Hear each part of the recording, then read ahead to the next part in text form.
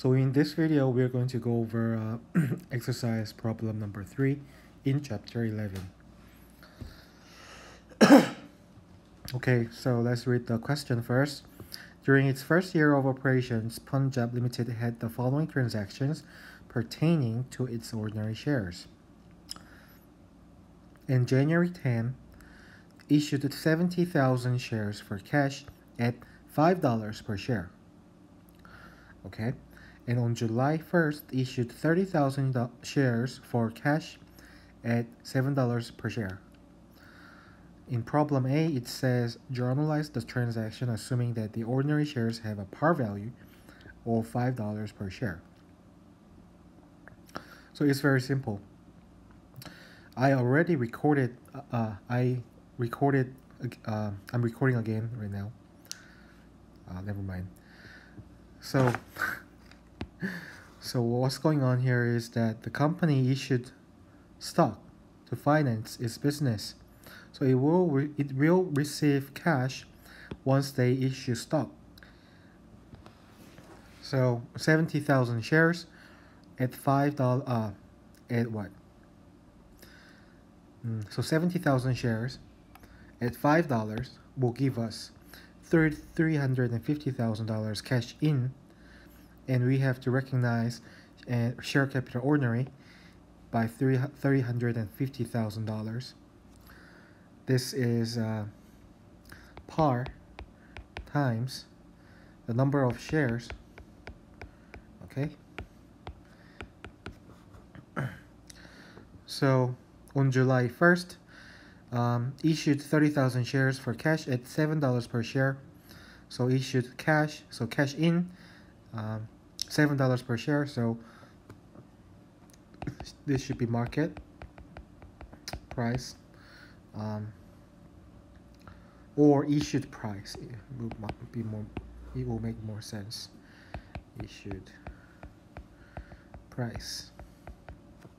So for the second one, on July 1st, the company will receive $210,000, and it will have to credit share capital ordinary by $150,000, and the calculation is as follows, and the rest is share premium ordinary.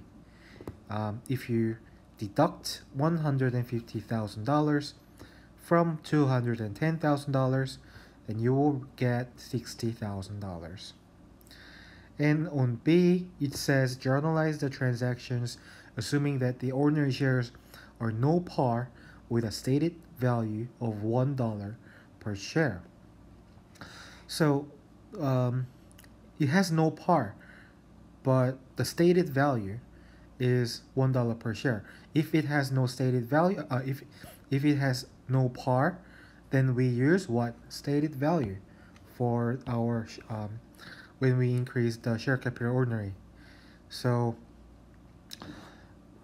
likewise, the company will receive exactly the same as before, the $350,000, but now it has no par. The share has no par value, but if that is the case, then we use the stated value of the share, which is $1. So share capital ordinary will be $70,000 at $1, so $70,000, and share premium ordinary, the rest, is calculated as follows. And on July 1st, cash will increase by $210,000, and share capital ordinary $30,000, share premium ordinary $180,000. So in this question, what's important is that here, when there is no par and the stated value is there, then we use stated value to recognize our share capital ordinary. Okay. On the next question, let's read the question first. As an auditor for the firm of Gratis and Good, you encounter the following situations in auditing different clients. Junior SPA is a closely held corporation whose shares are not publicly traded. On December 5th, the corporation acquired land, issuing 5,000 shares at $10 par value ordinary shares. The owner's asking price for the land was $138,000, and the fair value of the land was $124,000. So in this question, you have to journalize this transaction. So basically the company is acquiring land in return for share capital ordinary for the company's share. So so the land will increase, right? But the question is, will you use $124,000 or $138,000? Which one do you think is more fair? Which one?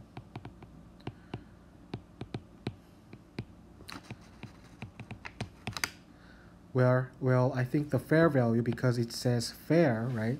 The fair value is more fair because $138,000, this is the asking price, right? Asking price may be different from the market value, right?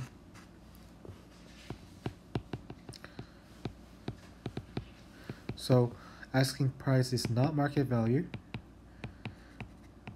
So it is more fair to use the fair value of the land.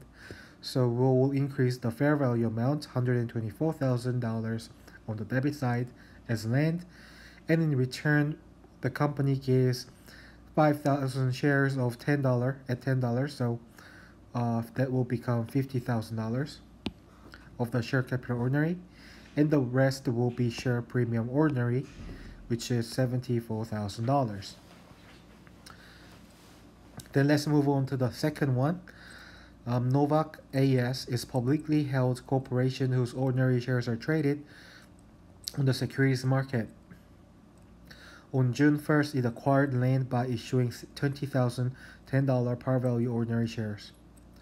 At the time of exchange, the land was advertised for sale at $250,000. The shares were selling at 11 per share.